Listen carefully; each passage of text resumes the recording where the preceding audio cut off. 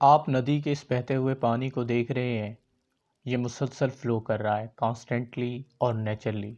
बिल्कुल इसी तरह इंसान की सोच भी उसके माइंड से फ्लो करती रहती है, मुसलसल रेंडमली और जम्बल्ड तरीके से।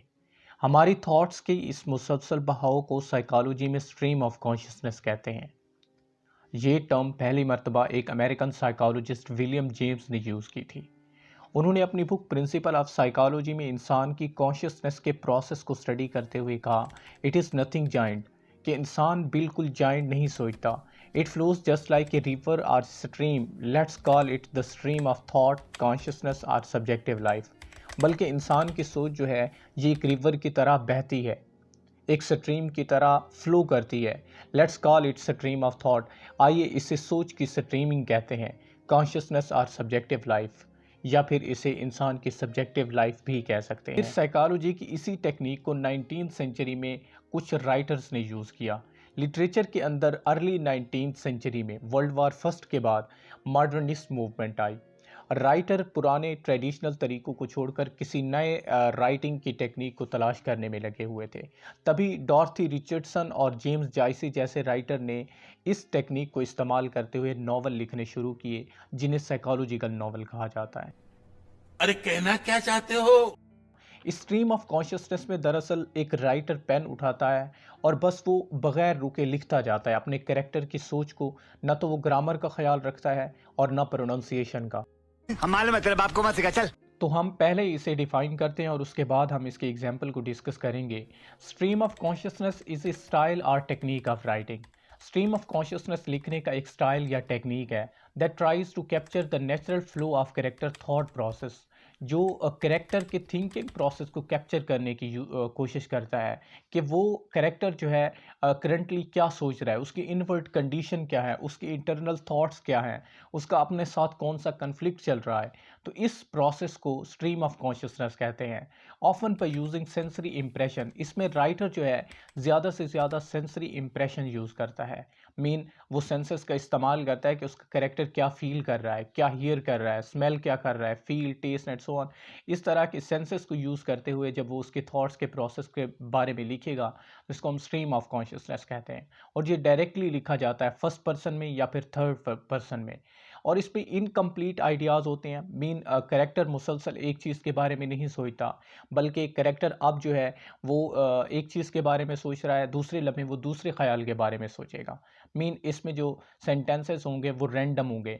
इसको समझना भी डिफ़िकल्ट होता है। स्ट्रीम ऑफ कॉन्शियसनेस के नॉवल के अंदर जो सेंटेंसेस होते हैं वो इनकम्प्लीट होते हैं, उनके दरमियान कोई पंक्चुएशन नहीं होती और उनकी सिंटैक्स और ग्रामर जो है वो रफ़ किस्म की होती है, तो उसको समझना काफ़ी डिफ़िकल्ट हो जाता है। तो हम कह सकते हैं कि इन stream of consciousness writer does not follow ordinary rules of grammar and syntax. Writer जो है वो ग्रामर के रूल्स को फॉलो नहीं करता। और स्ट्रीम ऑफ कॉन्शियसनेस के साथ एक टेक्निक यूज़ होती है जिसे इंटीरियर मोनोलॉग कहा जाता है। Interior monologue is actually use synonymously, ये सिनोनियम के तौर पर यूज़ होते हैं, लेकिन एक डिफरेंस है।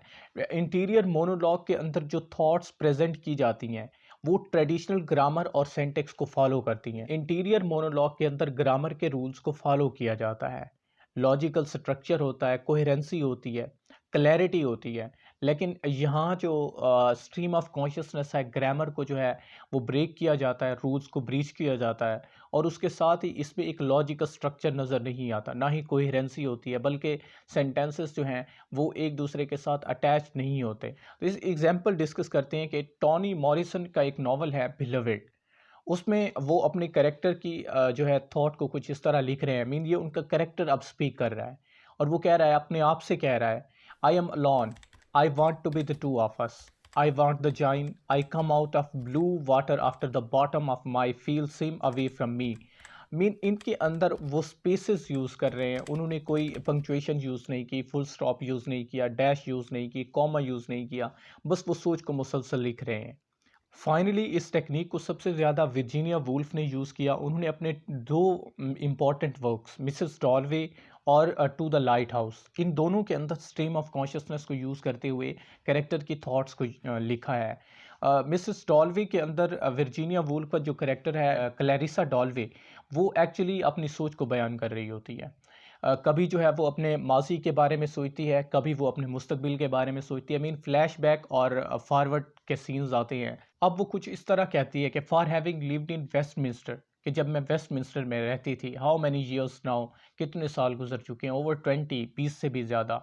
One feel even in in the midst of the traffic, लेकिन अभी भी मैं अपने आप को उस ट्रैफिक में फील करती हूँ। और वॉकिंग एट नाइट, या फिर रात को चल रही है। Clarissa was a positive a particular hush, फिर वो अपने आप के बारे में कह रही है।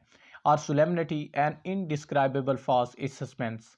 इस तरह करेक्टर अपने आप से बात करता है। इस टेक्निक को फिर विलियम फॉल्कनर ने, जेम्स जॉयस ने भी यूज़ किया। जेम्स जॉयस ने अपना नावल यूलिसिस इसी टेक्निक को यूज़ करते हुए लिखा, और इसी तरह फिर इसे वर्जीनिया वुल्फ ने, और आफ्टर दिस आगे भी राइटर्स जो है वो यूज़ कर रहे हैं इसको। टी.एस. इलियट ने भी मॉडर्न एज में यूज़ किया है। तो इस टेक्निक को इस लिटरेचर के अंदर काफ़ी जगह जो है आज भी दी जाती है। आज का हमारा ये टॉपिक जो है यहीं पर ख़त्म होता है। Thank you so